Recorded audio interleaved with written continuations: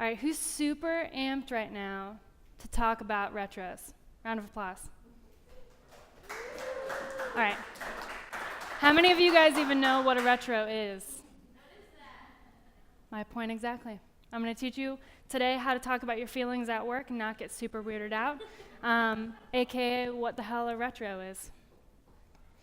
So I've been here for about 5 months now, which is also a wild thing to me. And I've been really busy, and as I have come here each morning, I've been collecting these dots and working with my team and figuring out how things work here. My first or second week here, I really wanted to sit down with the folks that I work with on the Deloitte team and really try to evaluate what is working. One of the things that was really important to me is to make improvements and not change. The last thing I wanted to do was come in and to this new environment, this new city, and just change a bunch of shit, because that never works. All these other dots started piling in, and I'm gathering all of this information about our team and how we work.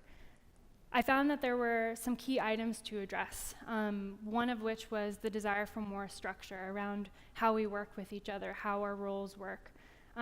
We need more time as a team that's dedicated, that doesn't get blocked by other meetings.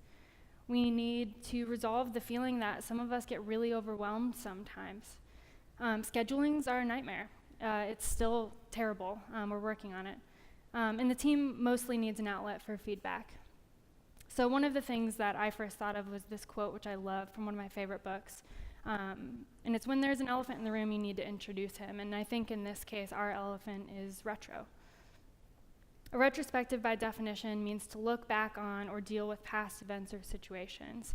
It's also the 9th Agile principles in the Agile methodology, which basically states that at regular intervals, the team should reflect on how to become more effective and then tune and adjust their behavior accordingly.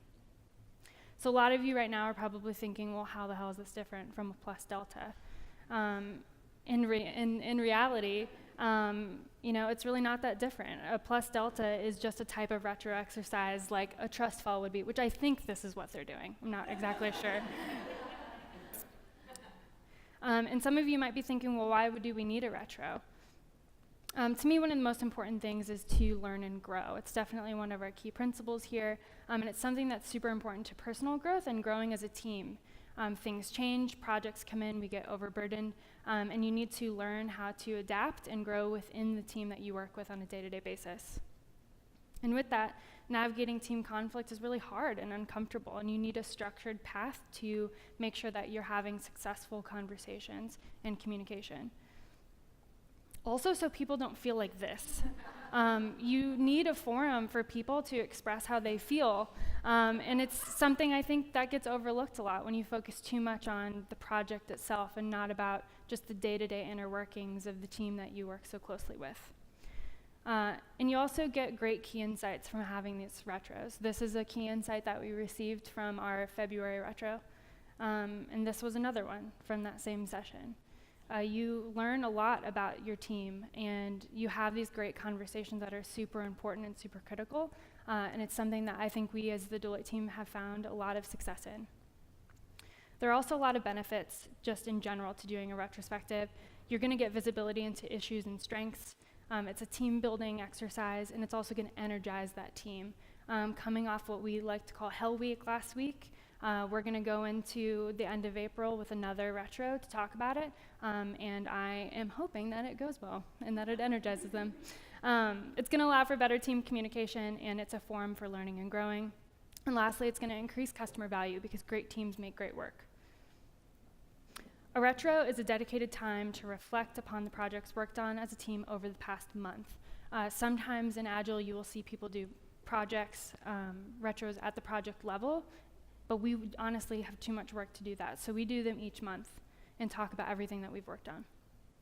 A retro is a time to highlight what is working well, discover what's broken, and create a plan to make improvements. A retro should be a conversation, and it should be a safe place. A retro is an opportunity to say how you feel, and it's a place for constructive feedback. It is not a bitch session. And it's not the time to take your frustration out on someone. That's something that I take very seriously.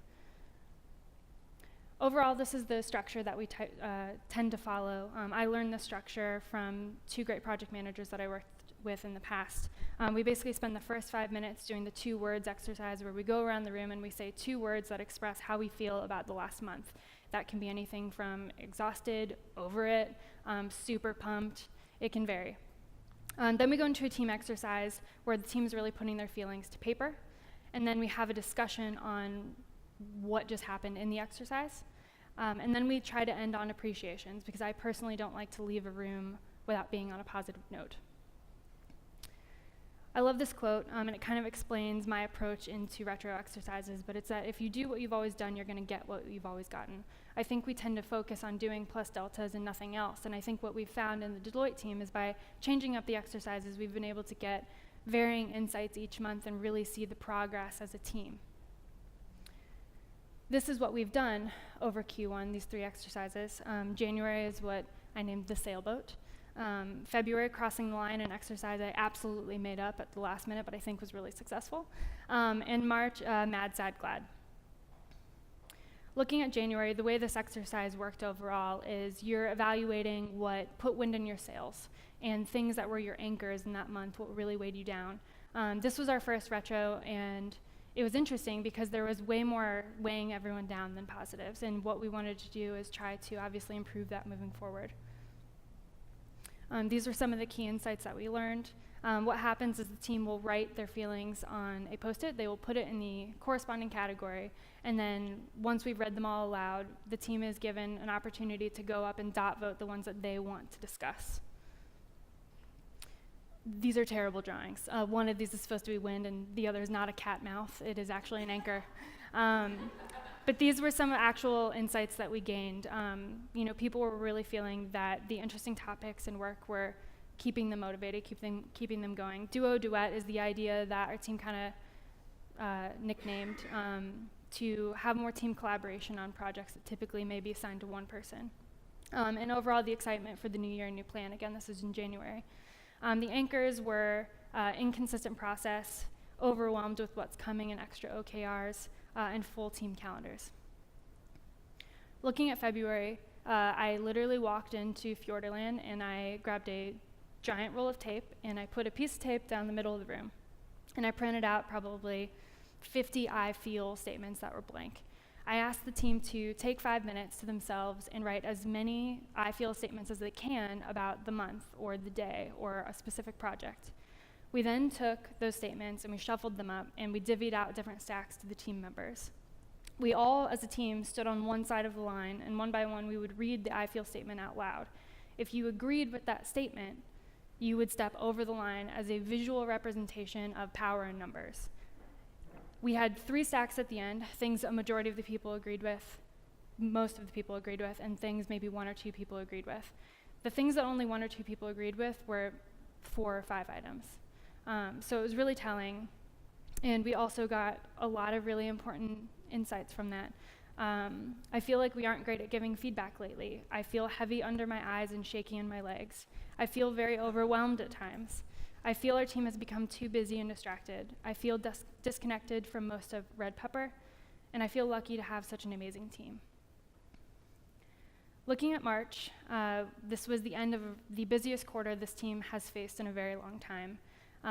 So I thought this exercise was appropriate, where they took a few minutes and they wrote comments that were going to be sorted into things that made you mad, things that made you sad, and things that made you glad.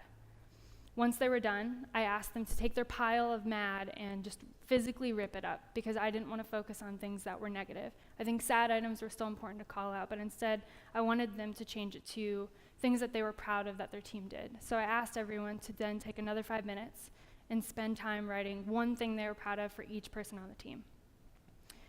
And we do the same thing. We read these things out loud to each other, and we stand in front of the room, and you're really vulnerable. And this is kind of where we ended out. We had plenty more, but these are the highlights. My favorite is I kicked ass. That's great. But it varies, and I think what was the most exciting thing for me is that actually in March, there was more positive things than there were sad, which was a total polar opposite from the January retro. We've made some improvements. We've extended our daily to 1 hour instead of a half an hour for dedicated team time. We have consistent retros once a month. We maintain a shared document with daily team updates. We implement the duo-duet whenever possible. We've also recently started allowing team members to flex in outside of the retainer projects for more personal growth. And we've had 2 team outings, which basically just means we've been drinking. If you're interested in starting your own team retro, feel free to reach out to me. There's plenty of resources. These are just some of them. And that's it. So thanks for listening.